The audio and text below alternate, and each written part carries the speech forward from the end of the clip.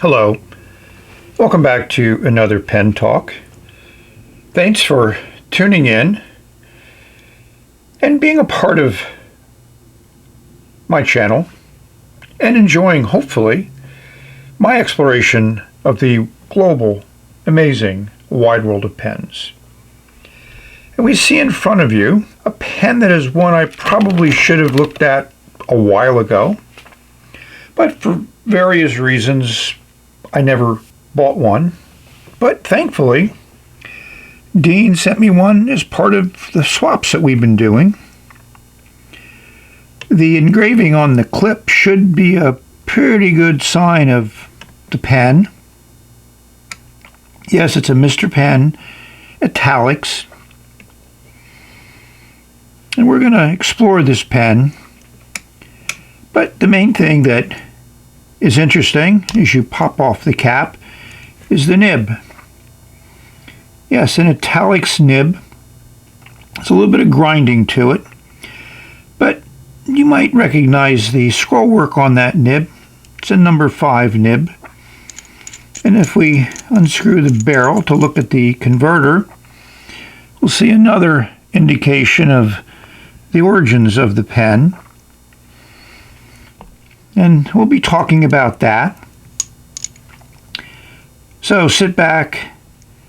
Hopefully you enjoy my exploration of this pen, talk a little bit about where these components were probably sourced, and why you might want to buy a pen from Mr. Pen. It's part of the choices that we have in this global world of fountain pens that we are so privileged to be able to participate in.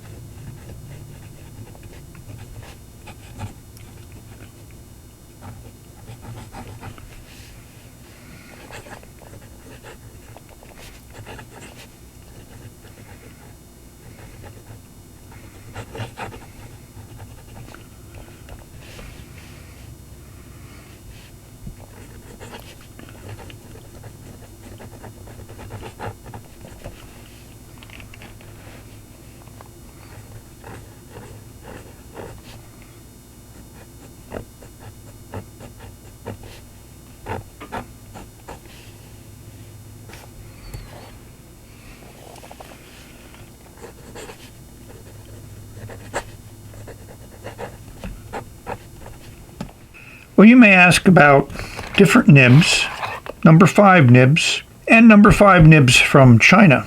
Here we have a number 6 nib. Just to put things in perspective, it certainly dominates these number 5 nibs.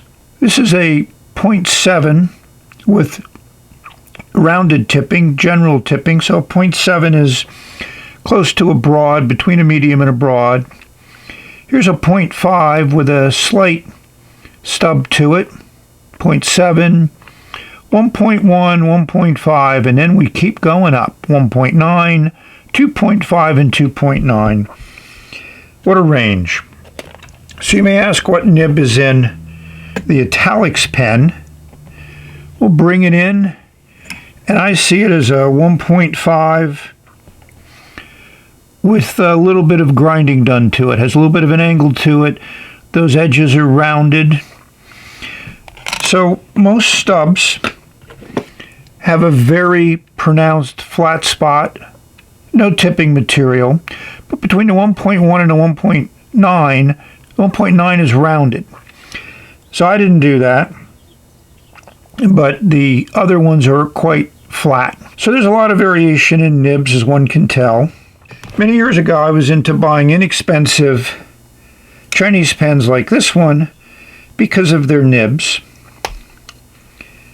And this has a 1.5, kind of like the Italix has. As you can see, it's the same engraving on all these nibs. I think there's one manufacturer that just pumps them out.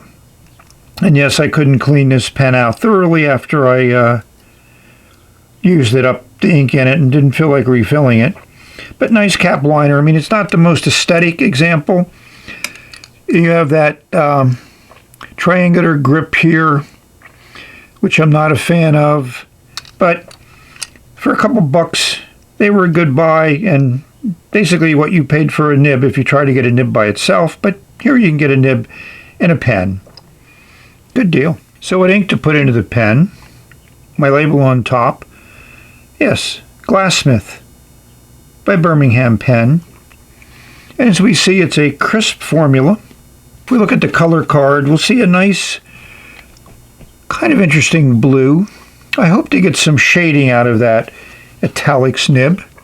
Chromatography shows 0 water resistance. It fled away from the water when I put the chromatography strip into water.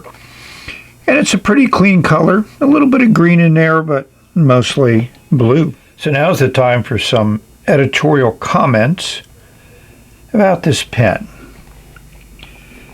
So overall, it's a classic looking pen. It's interesting details. Functional clip.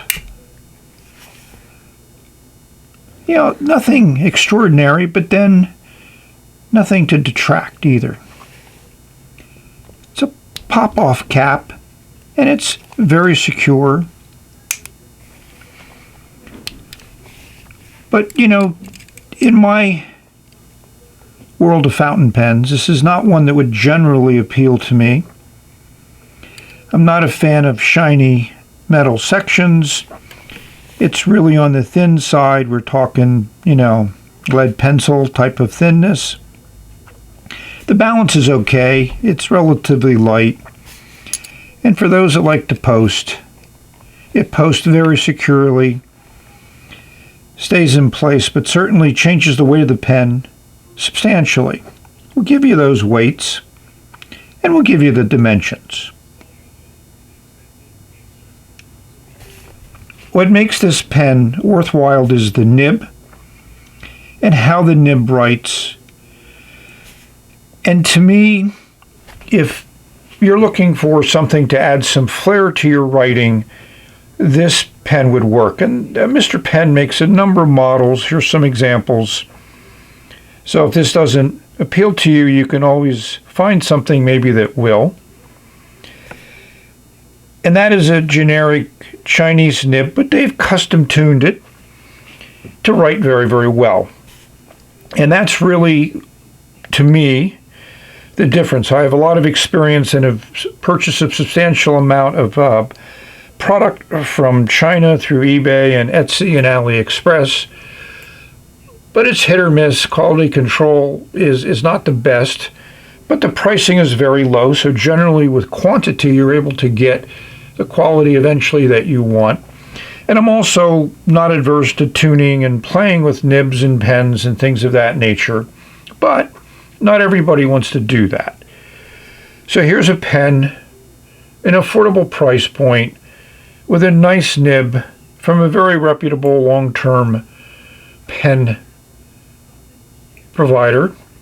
So that's where the value lies in this pen. Hopefully the video shows that, and my commentary, and my research. So that's where we're at.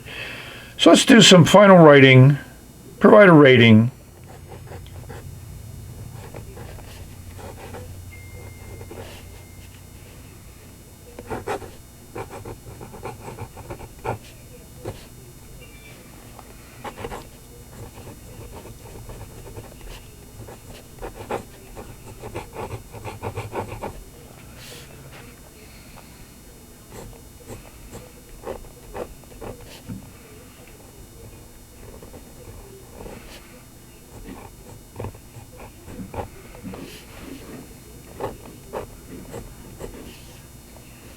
You can hear the nib on the paper, but with just a light pressure at the right angle, it's extremely smooth. But if you want to push it, you'll feel it.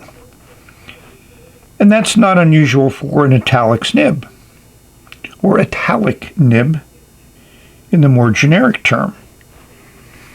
And I think this Glassmith ink from Birmingham works phenomenally well with this pen, which is what I had hoped for when I thought about putting this ink in this pen. And the line variation you get is substantial. If you got that with a flex nib, you'd be going, wow. But that's just changing the angle of how you write. And the other advantage of a grind like this is it really suits script writing, at least the way I write script. I don't have classical penmanship. So let's rate this pen. We're going to give it a 9.7. It gets 2 checks for the nib. I have to give it 1 check for build, design, quality. Yeah, it's great Chinese quality metal pen. But what really makes it is the nib. And that really is what should make every pen. You know, you can still fall in love with a pen with a mediocre nib, but if it has a great nib, then it's much easier to fall in love with the pen. Hopefully you've enjoyed this perusal of a pen from a source that I have always thought about but never really pulled the trigger, and thankfully to Dean, she sent me one of these and now I get to experience it. And that is a slippery section, but you get used to it. You know, to me, part of my pleasure is getting used to things, understanding what they are, instead of just bitching and complaining about what you don't like. Yeah, that's an easy thing to do. But finding what you do like, to me, that's one of the goals that I have. And this pen has found a sweet spot. Hopefully, if you decide to acquire one of these, you'll also find one that hits your sweet spot. We've come to the conclusion, so thank you all for watching. This pen starts up all the time, first time. There's a nice liner in the cap, so that's a good thing. Hope this video finds you safe, healthy, and happy, enjoying your pens, finding something that really makes you want to write, doodle, draw, sketch, journal, letters, whatever. We've reached the end, and we're going to say bye until next time. And this encourages me to put flourishes in my writing. Maybe it will for you.